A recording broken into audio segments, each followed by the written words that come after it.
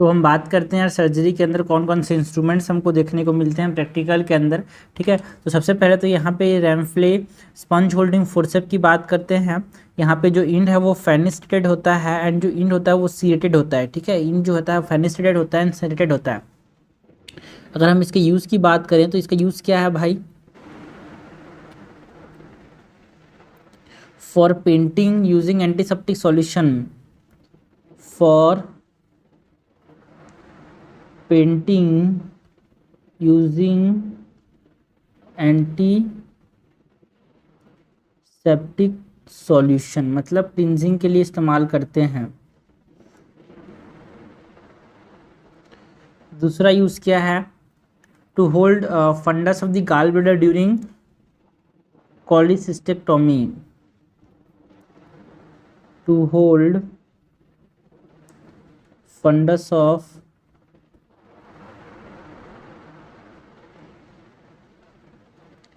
gallbladder during cholecystectomy और open cholecystectomy। ठीक है, और किस लिए?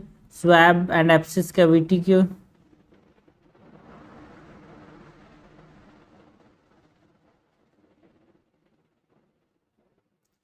इसलिए भी यूज़ करते हैं यार। तो ये हमने बात की about the use of the Rampley sponge holding forceps. Next जो है वो हमारे पास है Doyen's towel clamp, towel clip. ठीक है, डॉइंस टावल क्लिप का यूज़ क्या है भाई? It is use to fix drapes.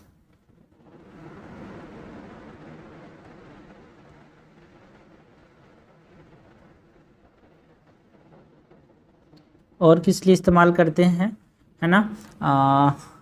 सक्शंस को फिक्स करने के लिए, कैथेटर को फिक्स करने के लिए, ट्यूब्स को फिक्स करने के लिए। Fix suction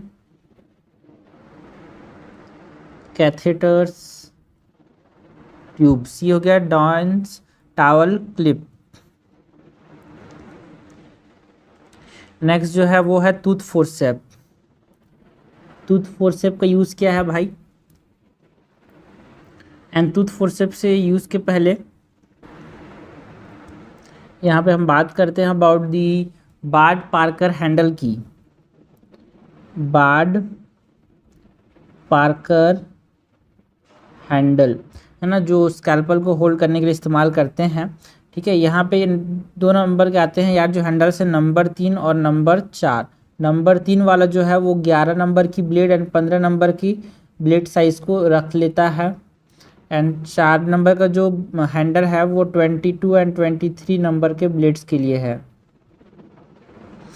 okay, now tooth forcep की बात करें तो टूथ फोर्सेप में यहाँ पे डिसेक्टिंग फोर्सेप भी बोलते हैं। टूथ डिसेक्टिंग फोर्सेप भी यहाँ पे ग्रुप्स होते हैं इंड के अंदर यार, है ना। एंड टूथ होता है 2:1 के रेशियो में होता है, इसमें 2 होते हैं एंड इसमें 1 होता है। ठीक है, सो इसका यूज़ क्या है टूथ फोर्सेप का? To hold skin flap, to hold skin flap, है ना, टफ स्ट्रक्चर्स को होल्ड करने के लिए। स्किन फ्लैप मतलब यहाँ पे हम बात कर रहे हैं about tough structures. Tough structures में हमारे पास क्या आता है? स्किन आता है, फेसिया आता है, aponeurosis,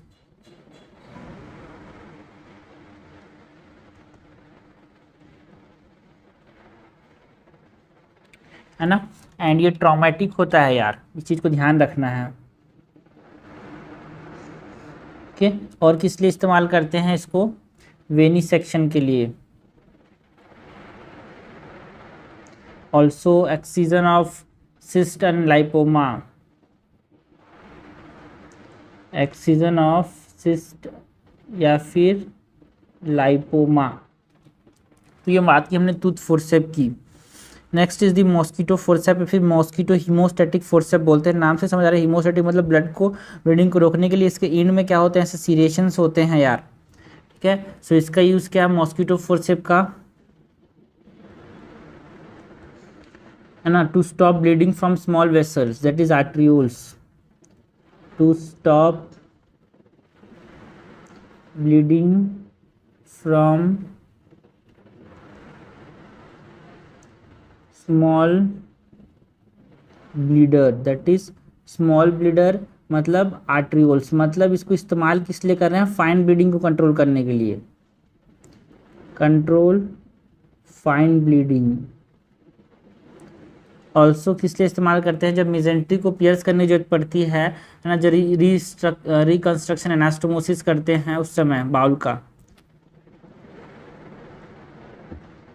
piercing mesentery while reconstruction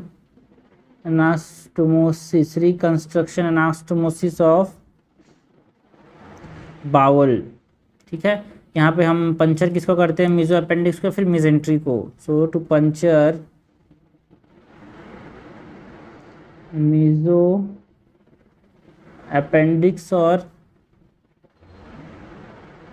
mesentery. Next जो है इंस्ट्रूमेंट वो है हमारे पास एलिस फोर्सेप या फिर एलिस टिश्यू होल्डिंग फोर्सेप बोलते हैं इसको। यहाँ पे देखो क्या होते हैं यार, इस प्रकार से हाथ के पंजे से होते हैं, यहाँ पे एक में 5 होता है, एक में 4 होता है, तो 4:1 4:5 के यहाँ पे रेशियो में होते हैं सीरेशंस टाइप। ठीक है, एंड एलिस फोर्सेप का यूज़ क्या है भाई, एलिस फोर्सेप का जो यूज़ है, it is to hold linea alba, to hold linea alba, to hold aponeurosis, that is tough structure, to hold fascia है ना, स्किन फ्लैप या फिर bladder wall, and during surgery, during suturing भी इसका इस्तेमाल करते हैं एलिस फोर्सेप का, and thyroidectomy and neck dissection में भी इस्तेमाल करते हैं यार, थायरॉइडेक्टोमी एंड नेक डिसेक्शन के, to hold and cut margins of skins,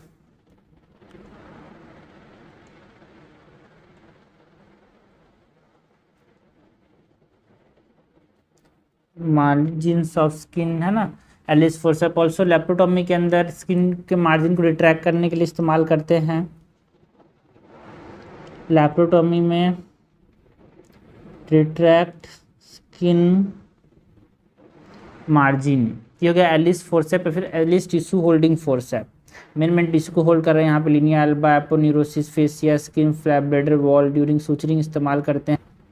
next जो है ये है टिश्यू फोर्सेप या फिर इसको आर्टरी फोर्सेप भी बोलते हैं। It is elder sister of mosquito forcep. ठीक हो, मस्कीटो जैसा ही रहता है बट बड़ा रहता है। ठीक है, इसको टिश्यू फोर्सेप या फिर आर्टरी फोर्सेप। देखो टिश्यू मस्कीटो कैसा है, देखो इस प्रकार का छोटा सा है ना। एंड यहाँ पे ये हमारे पास क्या हो गया, टिश्यू फोर्सेप फिर आर्टरी फोर्सेप, इसमें भी सीरेशंस होते हैं। सो इसका क्या यूज़ है यार टिश्यू फोर्सेप का, to hold parietal peritoneum and large bleeding अगर हो रही है लार्ज ब्लीडर से, तो उसको इस्तेमाल उस समय क्या इस्तेमाल करते हैं, आर्टरी फोर्सेप का, to hold parietal peritoneum to stop large bleeder. Next is the tissue cutting scissor. नाम से समझ आ रहा है टिश्यू कटिंग सीजर का इस्तेमाल किस लिए करेंगे भाई, है ना, cut bowel during bowel dissection, cut bowel during bowel resection. Next is the Deaver's retractor. ठीक है, डेवार्स रिट्रैक्टर का कहाँ पे इस्तेमाल करते हैं यार, नाम नहीं समझ आ रहा है, रिट्रैक्टर है तो रिट्रैक्ट करने के लिए इस्तेमाल करेंगे। सो रिट्रैक्ट एब्डोमिनल विसरा, ठीक है, ठीक से दिखने के लिए, सर्जिकल फील्ड को बढ़ाने के लिए इस्तेमाल करते हैं। Retract abdominal viscera for optimal visualisation of surgical field, है ना, मतलब एक्सपोजर देता है सर्जिकल फील्ड का। और किस लिए, retract abdominal viscera, retract liver bowel, spleen. Liver को रिट्रैक्ट करने की जरूरत कब पड़ जाती है भाई? जब हम ओपन कोलिडोकोसिस्टेक्टोमी करते हैं, कोलिसिस्टेक्टोमी करते हैं तो।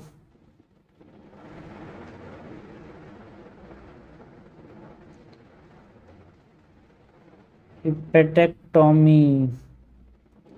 बाउल को रिट्रैक्ट करने की कब जरूरत पड़ती है यार? गैस्ट्रेक्टोमी या फिर बाउल सर्जरीज के अंदर। ठीक है, तो ये हमने बात की अबाउट दी डिवर्स रिट्रैक्टर की यार, रिट्रैक्ट करने के लिए काम आता है। Next is the plain forcep या फिर प्लेन डिसेक्टिंग फोर्सेप भी बोलते हैं। इसके अंदर ट्रांसवर्स सिरेशंस होते हैं यार, है ना। ये जो प्लेन फोर्सेप है किस लिए इस्तेमाल करते हैं इसका? सो प्लेन फोर्सेप का इस्तेमाल है to hold viscera, that is stomach, bowel and bladder. To hold viscera, stomach,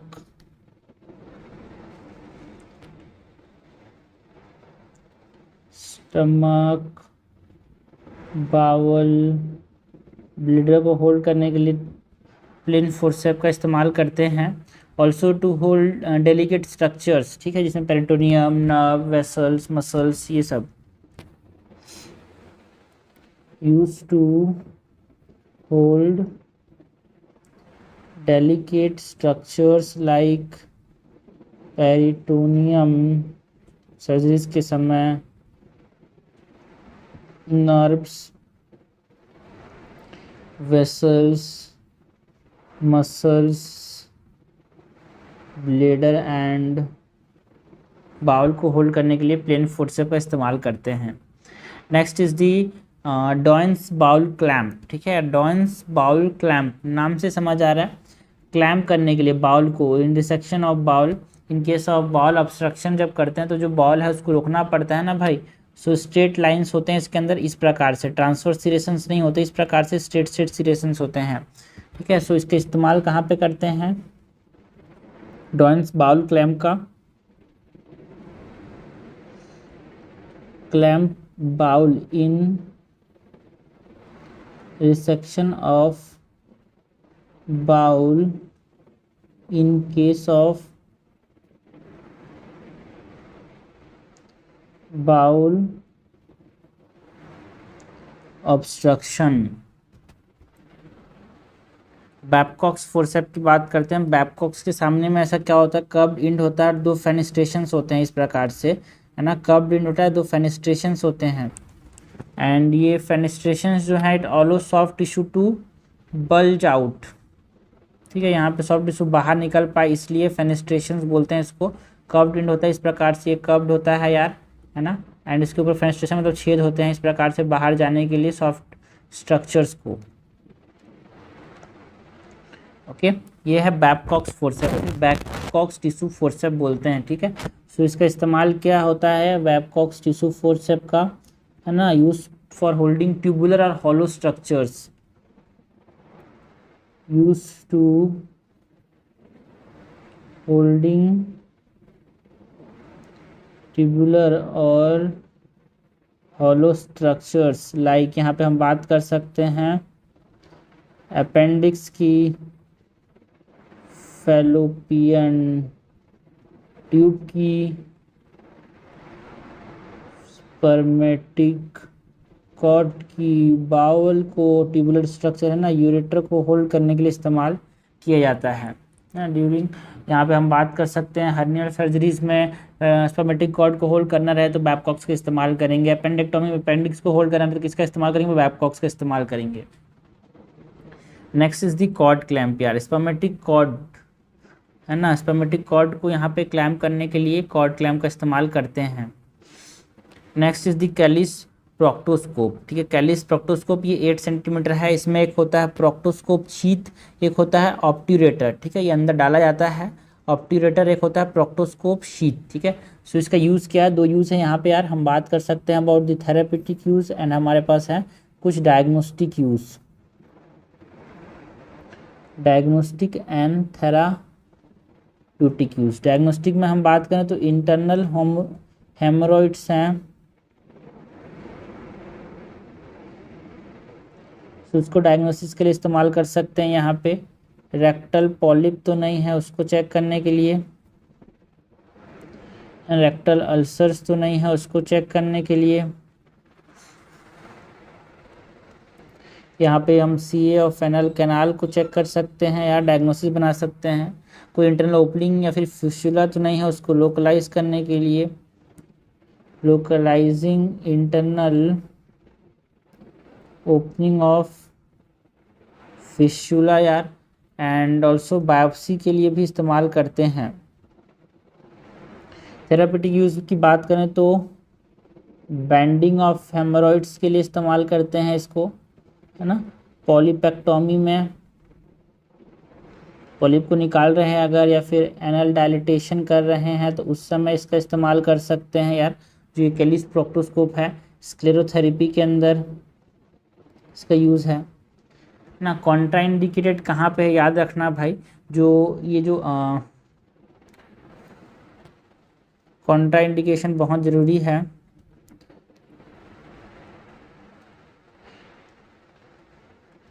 proctoscope कहाँ पे नहीं डालेंगे कभी भी, है ना। फिशर के केस में कभी भी नहीं डालना है यार, फिशर के केस में कभी भी प्रोक्टोस्कोप का इस्तेमाल नहीं करना है। या फिर पर रेक्टल एग्जामिनेशन, है ना, अगर हम कर रहे हैं फिशर के अंदर तो वो कॉन्ट्रा इंडिकेटेड है, याद रखना। पर rectal examination is contraindicated in case of fissure. Fissure के केस में कभी प्रोक्टोस्कोप का इस्तेमाल नहीं करेंगे। नेक्स्ट जो है इंस्ट्रूमेंट वो क्या है यार, कॉशर्स फोर्सेप। कॉशर्स फोर्सेप इस तरह से उठा हुआ रहता है, अपवर्डली कर्व्ड होता है, इसके अंदर सीरेशंस होते हैं यहाँ पे, एंड इसके बाहर में यहाँ पे तीत होता है 2:1 के रेशियो में। ओके, कॉशर्स फोर्सेप या फिर कॉशर्स हीमोस्टैटिक फोर्सेप बोलते हैं इसको।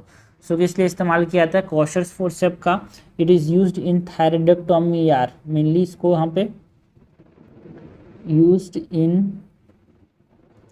थायरॉइडेक्टोमी।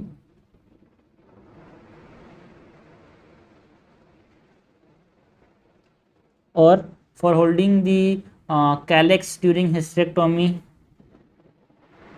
और cervix during the hysterectomy, holding the cervix during hysterectomy, also for crushing base of appendix, crushing base of appendix, है ना। टफ स्ट्रक्चर्स को होल्ड करने के लिए भी इस्तेमाल करते हैं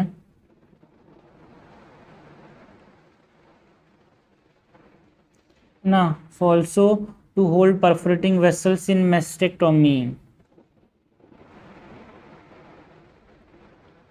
perforating vessels in mastectomy। Okay, तो कॉशर्स फोर्सेप की बात। Next is the needle holder यार, नाम से हमारा नीडल होल्डर किस लिए इस्तेमाल करेंगे, जो सुटर नीडल है उसका होल्ड करने के लिए। इसका देखो हैंडल लंबा होता है, ब्लेड छोटा होता है, इसके लास्ट में ग्रूव प्रेजेंट होता है यार, ठीक है। हैंड और ब्लेड का जो रेशियो है, ये ब्लेड है ये छोटा सा होता है, एंड ब्लेड जो होता है 4:1 के रेशियो में होता है, हैंडल और ब्लेड का ग्रुप प्रेजेंट होता है इसके अंदर। सो नीडल होल्डर किस लिए काम आएगा भाई, it is use to hold needle while suturing, hold needle while suturing. दूसरा नीडल इज हेल्ड एट, कहाँ पे रखना है, इसके जंक्शन, जैसे नीडल हमारे पास ये हो गया है ना, सो 1/3 ऑफ द जंक्शन, ठीक है, यहाँ पे रखना होता है ना। सो ये हमारे पास अगर ये स्वेस्ट इंड है, सो यहाँ पे हमारे पास क्या होगा, ये 1/3 होगा, यहाँ पे हमारे पास नीडल होल्डर होगा, एंड ये पॉइंटेड इंड है यहाँ पे।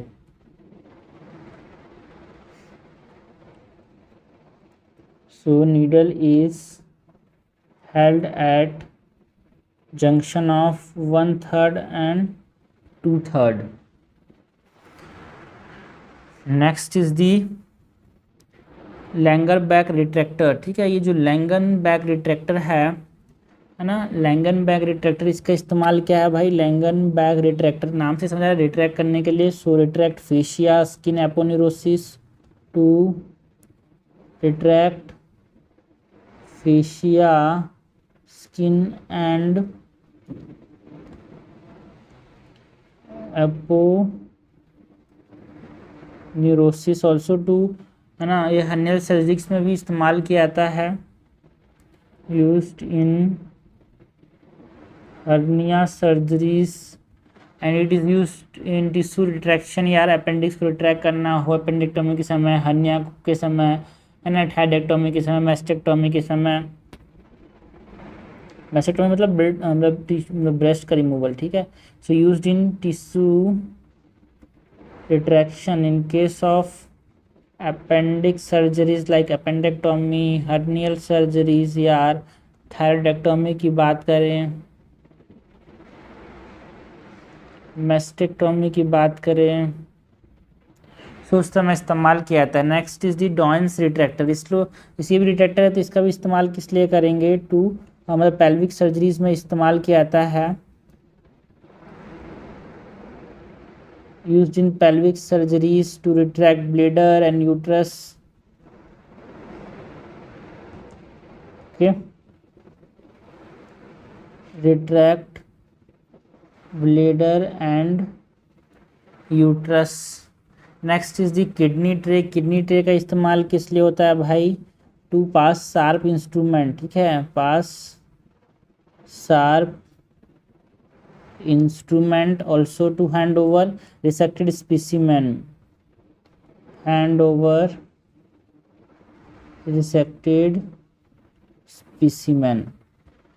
Next is the Hegar's cervical dilatation, या सर्वाइकल डायलेटेशन के लिए इस्तेमाल किया जाता है। नेक्स्ट इज कुछ मेयो सीजर होते हैं, मेयो सीजर का इस्तेमाल किस लिए होता है,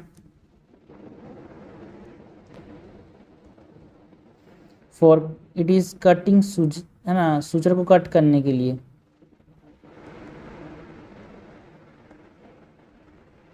और किस लिए, टफ स्ट्रक्चर शीट को कट करने के लिए,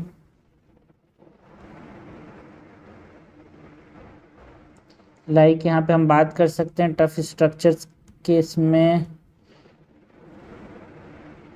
शीट्स को कट करने के लिए, फेशिया को कट करने के लिए, एपोन्यूरोसिस को कट करने के लिए,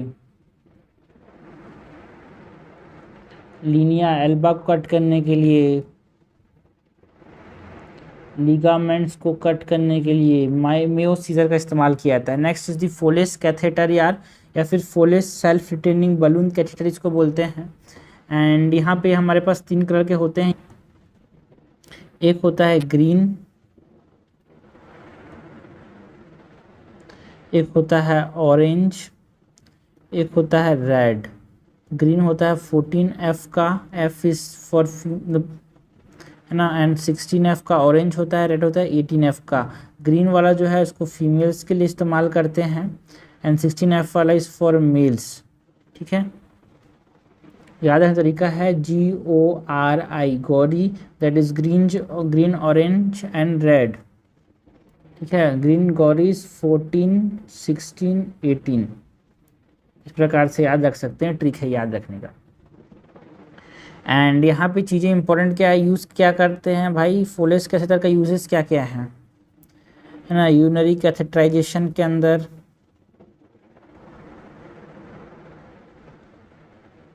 है ना, यूरिन कैथेटराइजेशन टू रिमूव और टू रिलीव यूरिन रिटेंशन, यार to relieve urine retention, to measure urine output,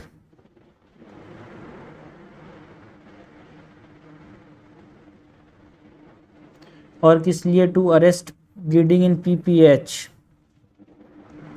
PPH के समय ब्लीडिंग को रोकने के लिए भी इस्तेमाल करते हैं इसको, फोलेस कैथेटर को, हाँ, यूरिनरी ब्लड मतलब जो यूट्रस है वहाँ पे डाल के रोक सकते हैं। ऑल्सो फीडिंग गैस्ट्रेक्टोमी के अंदर भी इस्तेमाल करते हैं, या फिर फीडिंग यूरोस्टोमी है वहाँ पे, to remove foreign body from pharynx कभी कभी इस्तेमाल करते हैं। So in case of feeding gastrostomy और फीडिंग जिज्नोस्टोमी, उसमें क्या बना रहे हैं, है ना, फूल बना रहे हैं, छेदा बना रहे हैं, तो उसके केस में इस्तेमाल करते हैं। Also to remove foreign body from pharynx, remove foreign body from pharynx, also to administered intravesical chemotherapy अगर देना है सो भी इसका इस्तेमाल करते हैं। For administration of intravesical chemotherapy, और किस लिए भाई, सुप्रा प्यूबिक कोलिस्टोमी और सिस्टोस्टोमी के केस में यहाँ पे इसका इस्तेमाल करते हैं। ना इसका प्रोसीजर क्या रहता है भाई, 10 ml सलाइन का इस्तेमाल करते हैं। यहाँ पे हम 10 ml सलाइन का इस्तेमाल करते हैं। And diameter of the catheter कितना होता है, it is around, diameter of catheter is f/3।